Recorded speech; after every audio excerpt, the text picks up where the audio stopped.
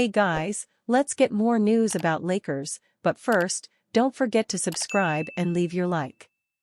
Lakers' obvious choice as landing spot for $30 million point guard. The Los Angeles Lakers are potentially in the market for a new point guard with the future of D'Angelo Russell up in the air, and they will have a couple of quality options on value contracts if Russell opts out of his contract and/or the Lakers choose to trade him. Eric Pincus of Bleacher Report on Friday, May 31st, noted current Golden State Warriors guard Chris Paul as a likely option, assuming he hits the market this summer. The Dubs can wipe $30 million off the books by releasing the backup point guard, which is a probable outcome considering they're over the tax and have Stephen Curry starting in front of him. Assuming he's cut, Paul could re-sign with the Warriors at the minimum, but he may move on. The Lakers and Los Angeles Clippers are the obvious choices, as Paul's family still resides in Los Angeles. The chance to play with LeBron James and the Lakers may trump the Clippers, though Paul is undoubtedly familiar with the other LA team from his prior stint. He could consider the Phoenix Suns, who have a hole at point guard. The San Antonio Spurs could offer Paul a larger salary to run the pick and roll with Victor Wembanyama, but the LA teams probably make more sense unless San Antonio offers enough. Paul will play next season at 39 years old, which would make the Lakers lineup even older in comparison to the rest of the NBA given that James will turn 40 in December.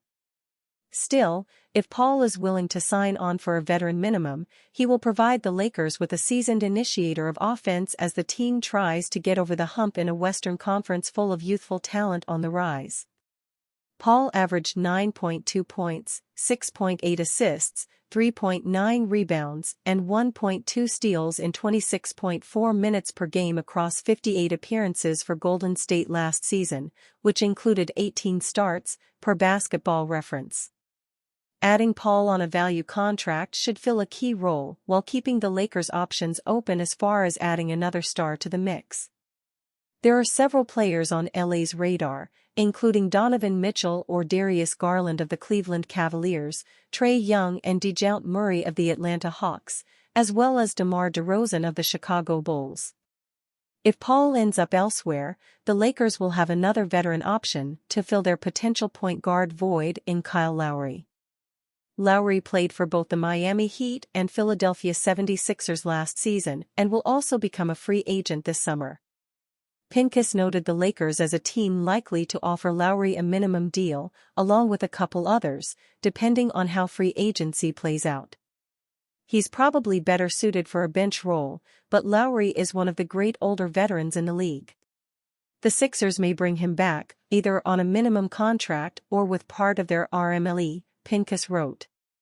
While that seems like the most likely outcome, he'll probably have minimum offers from the Clippers, Lakers, and Suns. LeBron James wants Lakers to draft Bronny and hire J.J. Redick, according to Stephen A. Smith sources.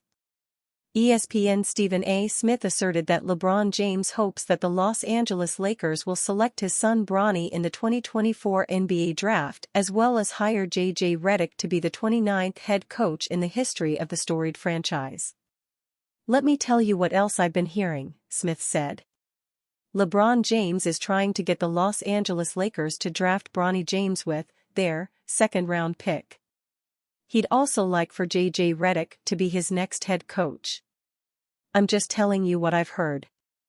According to a report last month from The Athletic's Shams Charania and Jovan Buha, the Lakers are incredibly bullish on Redick's coaching potential and believe he shares some similarities with former Los Angeles head coach Pat Riley. League-wide, Redick, a former player and media analyst, has garnered buzz for the position, Charania and Buha wrote.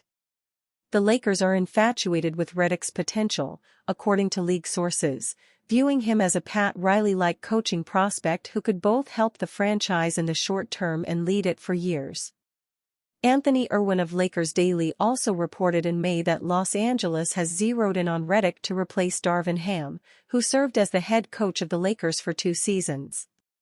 Moving on to the topic of the younger James, Smith theorized a few days ago that the prospect's draft stock is being purposefully manipulated so that he can land with the Lakers and play alongside the elder James. For context, a recent evaluation from ESPN had the younger James ranked as the number 54 overall prospect in the 2024 NBA draft, and the Lakers own the number 55 overall pick. Prior to declaring for the 2024 NBA draft, the younger James averaged 4.8 points per game on 36.6% shooting from the field and 26.7% shooting from three-point range, along with 2.8 rebounds, 2.1 assists, and 0.8 steals per game in his lone collegiate season. He didn't star at the collegiate level by any means, but the youngster put together some performances where he showed off his two-way potential. For instance, he scored a season-high 15 points on 6 of 11 shooting from the floor and 2 of 6 shooting from deep in a loss to Oregon State University on December 30th of last year. Furthermore, the younger James totaled 2 steals in 5 of the 25 games he played in. It remains to be seen if the younger James will be able to serve as a positive contributor at the NBA level or if Redick has what it takes to be a successful head coach, but if drafting the former and hiring the latter would appease the elder James, then the Lakers seemingly should consider making those moves. Is Rajon Rondo a legitimate coaching candidate for the Lakers? We are back with a loaded mailbag piece today. Big shout out to all of you guys for the most questions we've had yet for one of these.